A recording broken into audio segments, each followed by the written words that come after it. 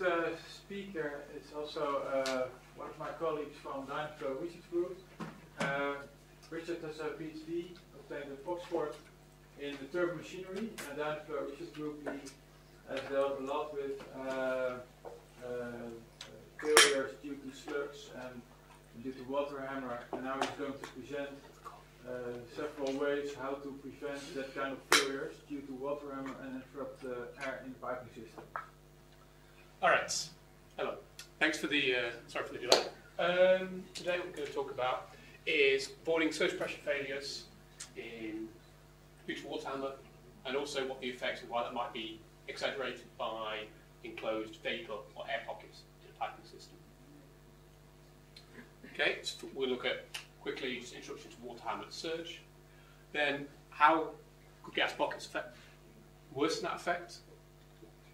Look at a series of example cases based on projects we've done at Dynaflow, and then just close with a few general tips for a good design.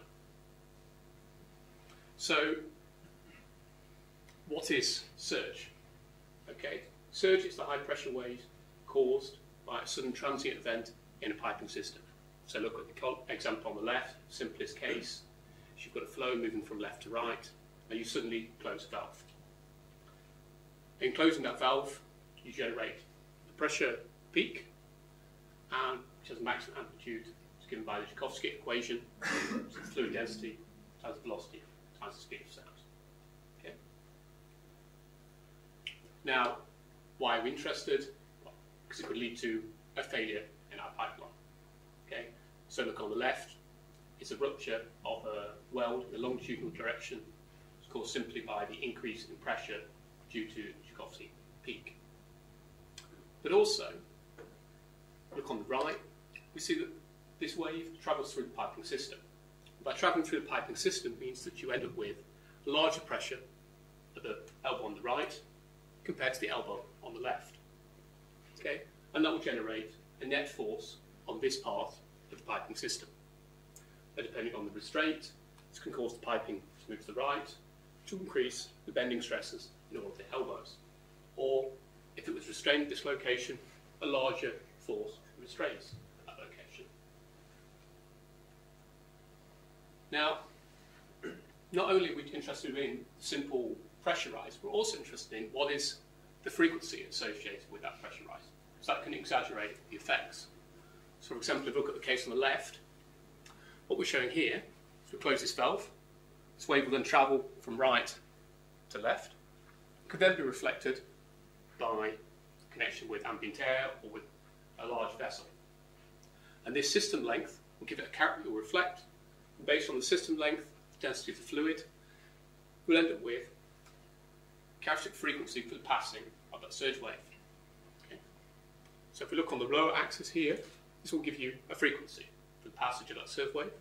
Now that can then couple with mechanical modes, the eigenmode of the system. And that could then exaggerate that effect. So even if it was a relatively small surge wave, the fact that, say, it's got a frequency of 3 Hz, and we have a 3 Hz mechanical mode in a piping system, for example, if we go back a slide to bridge here, this could easily, if it has not very good sporting, have a frequency of around 3 Hz. And therefore, even if it was a relatively small waterhammer wave, you could end up with very large effects. Okay. Now, this is all. If we're going to look at downstream of that valve, so previously we were considering what happens if we close the valve this side.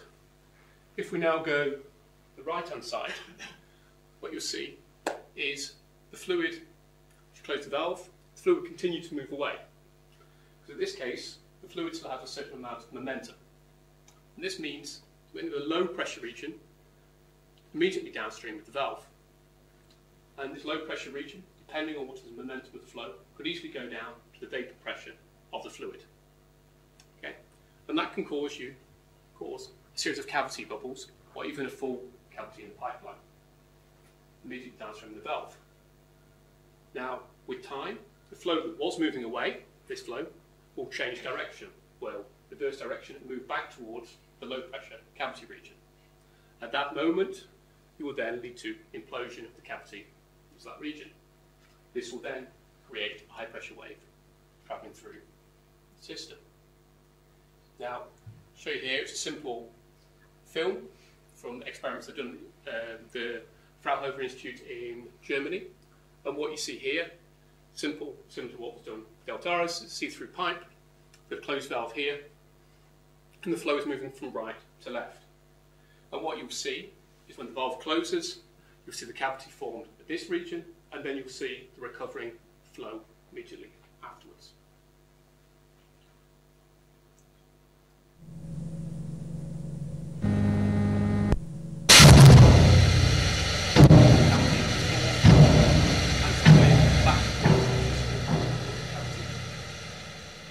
And eventually, with friction in the system, will be damped out.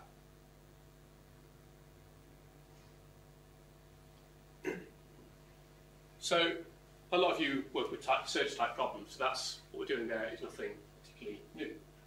But then we can ask the question of how do gas pockets worsen the effect? So let's first ask, why might we have gas pockets in a line? So for example, shows a typical example of a road bridge in an offloading line. For its planned, you might have to send your line over a bridge. Okay? Now what could happen in such an elevated section is if there's any entrapped air in the system, it could accumulate in this elevated section if it's not vented. For example, I'll show you to the right. If the system is out of use, for example, this is a case of a water supply system on a platform. And what you'll see here is the pump at the bottom, feeds the main system, with a smaller line leaking off to the potable water system. And what was actually found in this system is when the pump tripped during emergency shutdown, the check valve here closed, as was standard practice, but there was a very, very small leakage through the check valve. But this was a 10-inch line, whereas the branching line here was of the order of 2 inches. Now, so a small link in this line, because this was the highest elevation, caused quite a large drainage of this section. Okay. And as this line was open at the other end, air was drawn into the system, which during startup led to a large waterhammer effect, which we'll go on to address in a case. So why might it be a problem? Normally when we close a valve, when we stop the moving column, the liquid would be travelling at, say, somewhere around 1 metre per second. Okay? If we fill the chamber, the pipe, with atmospheric air, say, so this is our system, all right, let's say this has got a bend and a liquid column is here. Okay? They've got a very small leakage through this valve. Then this system will come to standard atmospheric air, atmospheric pressure. Okay? And say our system pressure, once you switch the system back on, rises something relatively trivial, let's say 2 bar. Because you've got this difference between 0 and 2 bar, you can end up with a very large velocity of around, say, working out it comes to 20 metres a second, which means you've got a waterhammer peak that's based on 20 metres a second, rather than if I was just to close this valve during operation, worst case would it be based on 1 metre a second, 1 metre per second. So the point being that during the startup, the case will lead to a larger waterhammer peak than during operation. Okay, so if we go to, address 5 very brief cases, okay, mostly shown through photographs, an explanation of what's actually happened. Look at filling of line, sudden transient event, implosion of a trapped gas pocket, cavity collapse after a pump trip, and also a liquid slug in a gas line.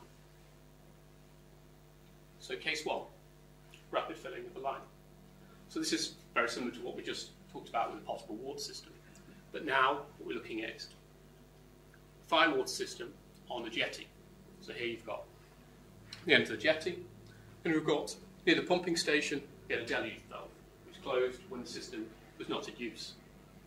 When the system was put into use, this deluge valve was opened very, very quickly. Okay? Order of less than a second. However, at the end of the jetty, the valve remained largely closed because they only wanted to fill the system, but there had been small leakage in the time it had been out of use.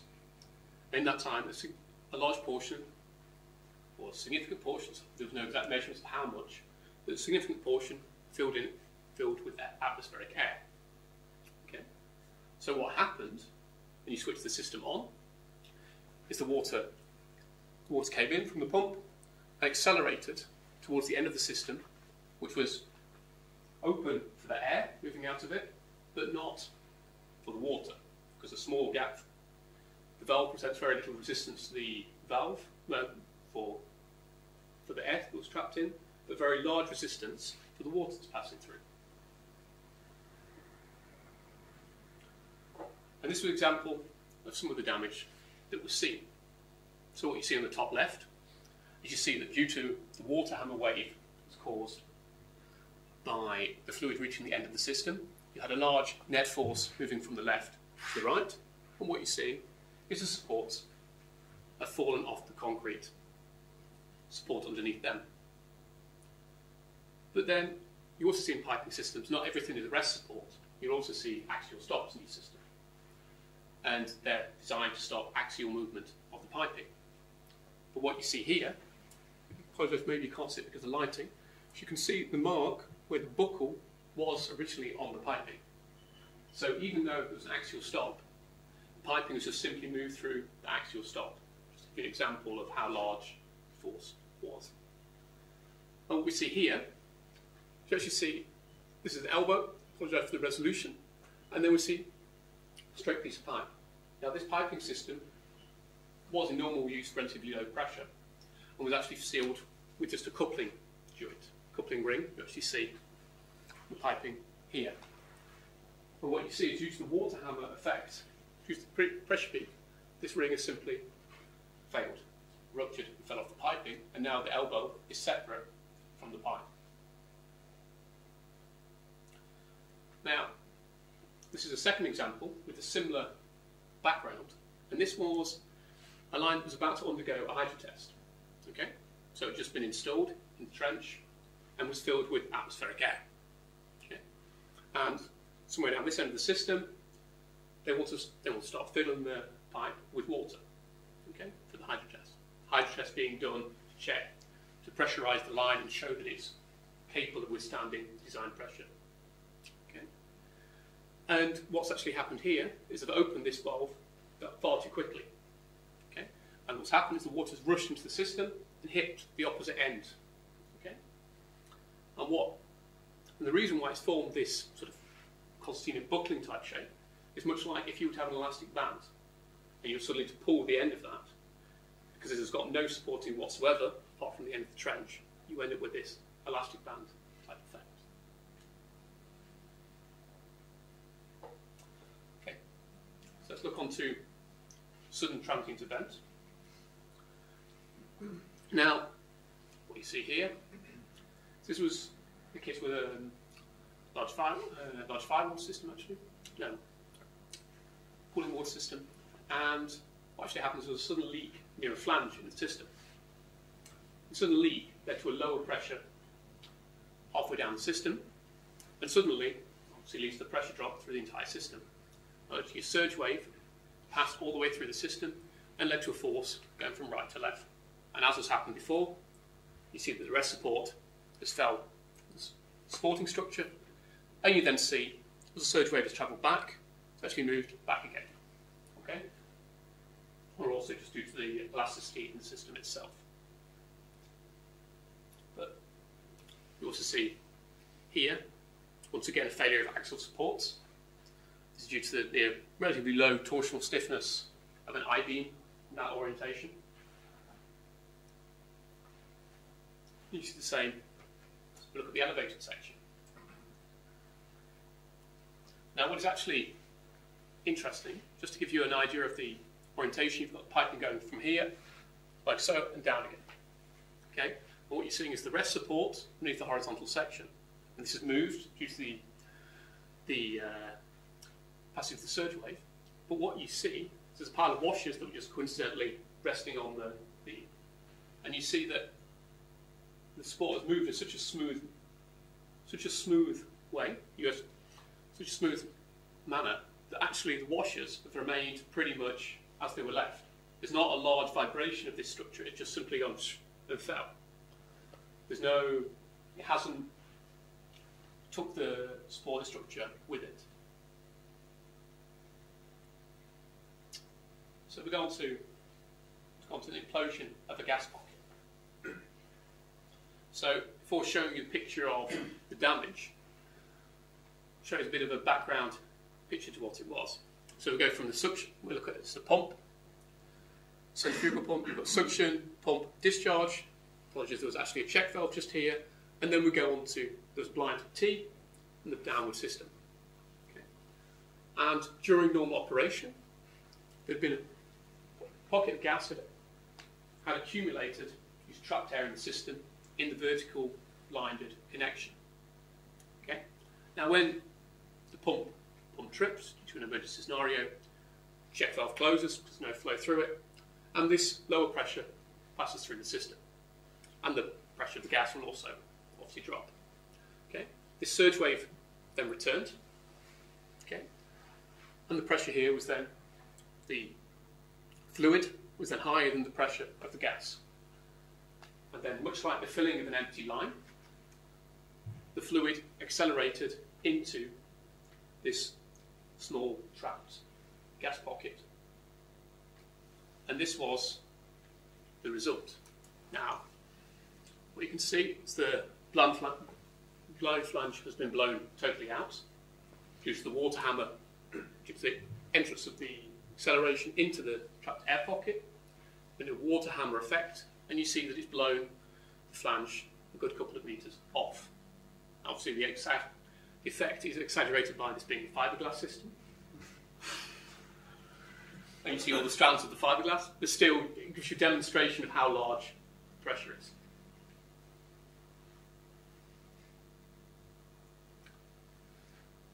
Now, go to a cavity collapse after a pump trip. So remember, we're talking about close the pump, lower pressure region, and this time it drops down to the vapour pressure of the fluid. So once again, we're looking on a platform. We've got a vertical pipe passing up from a pump, and then here there's a check valve. Okay. Pump trips, check valve closes, but the fluid still wants to move downstream. So it's a significant amount of momentum. And that means you end up with a cavity forming at the highest point in the system. Okay. But then the pressure recovers, and the flow will move back towards the cavity. So what we're going to do is play a video here. Now what we're saying, we've got the cavity here, the line going down the riser from the pump, vertical pipe of the riser.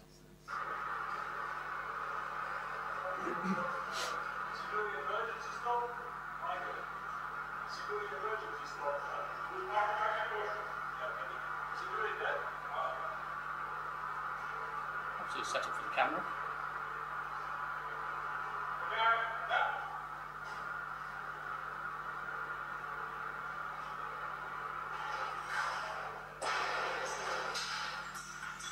What you hear is failing downstream of another support.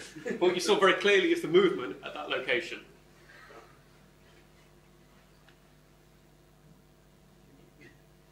So that gives you a typical example of the level of force and also the sound that you can hear that's associated with it. It's a sound wave at the end of the day. Okay. Now, I appreciate we're flipping through these cases very quickly, but just to give you a flavour of the type of problems that might arise. So now we're going on to the fifth one. We've got a liquid slug in a gas line. So here we're going to open with the damage that was seen. And what this is showing you here, you've got a gas line coming on the background, go through a 90-degree bend, and we come up to a ball valve. So you see the flange connection just here, and then we've got the flange connection here, and then we have the first half of the ball valve. And what you see is that the ball is nowhere to be seen, and apparently it's never been found. And you see the flange connection at the other end of the valve has been totally blown apart by the pressure, so much that all the bolts have been bent and then sheared. So why might this have happened? Well, we've had a lot of talk about slugs earlier, and what we're saying is, just like the experiment you've seen at Deltaris, you had a slug that accelerated along end of the system, and it was stopped abruptly. And if stopping it abruptly, we're getting increase in the pressure, okay, much like when we're filling the system, but also a large axial force to the right. Okay? And just to show you schematically, there's a critical amount of liquid, critical amount of trapped gas. So say the slug was to start here, trapped gas, or it could start with 10 metres further up, and there'll be larger trapped gas. And if we have a very small amount of gas, then the pressure peak, let's say, would be smallish. As you increase more and more gas, because obviously it's got more time to accelerate from its pressure to accelerate because of the pressure difference across the gas, it will then accelerate and you end up with a larger pressure peak because the slug would approach the closed valve with a larger velocity. However, if you have a very large amount of pressure, there will be a braking effect, large amount of trapped air. There will be a braking effect, a sort of cushioning effect, because the fluid, as the slug comes on, the gas would become compressed and the pressure of the gas would increase to the extent that then there'll be less pressure, there'll be a lower pressure driving the fluid, lower pressure difference, driving the slug towards the valve.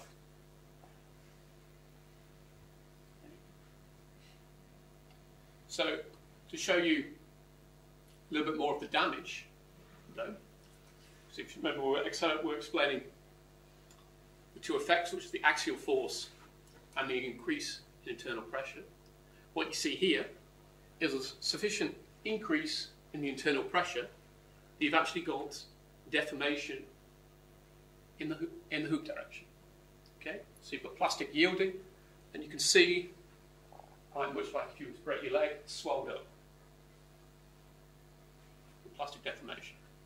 Then what you see on the right, so we go from here, this is where our valve is, the half broken part, and then you see this line was angled, much like these, and it's been blown due to the axial force, totally over and ended up this location. Okay, now, on the hand of, based on all those cases, I'm just going to give a few sort of summary points, let's say. And the first point is to ask the question of which one of these scenarios should we attempt, which one of the scenarios, well, we should design for everything, of course, but how should we accommodate those scenarios?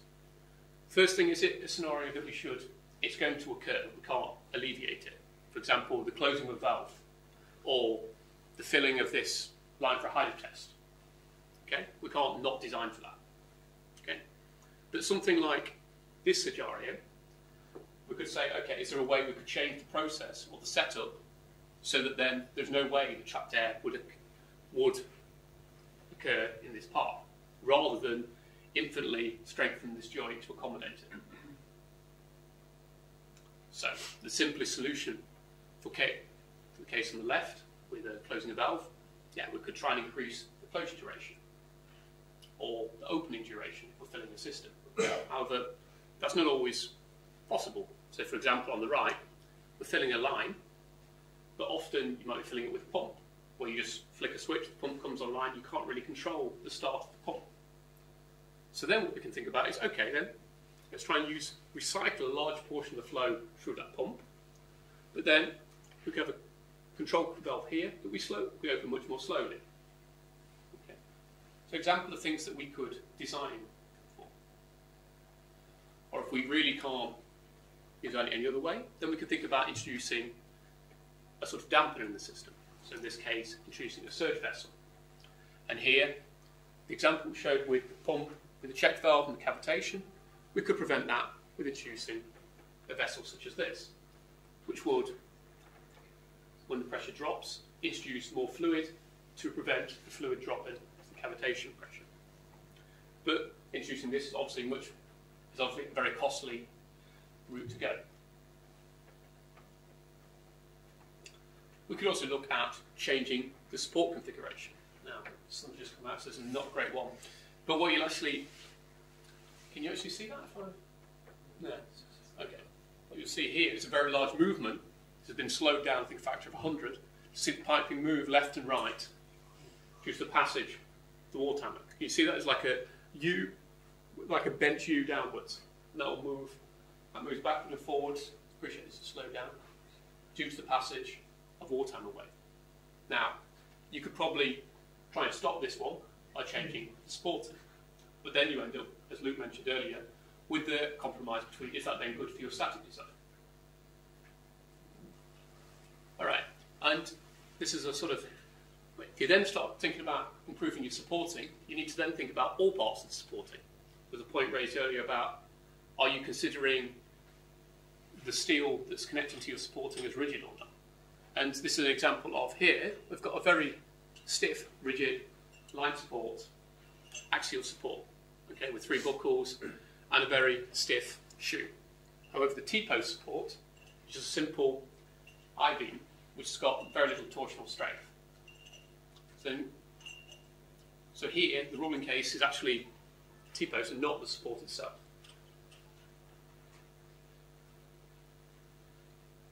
So then if we go on to the formation of gas pockets themselves, well, simple case would be watch out with elevated sections.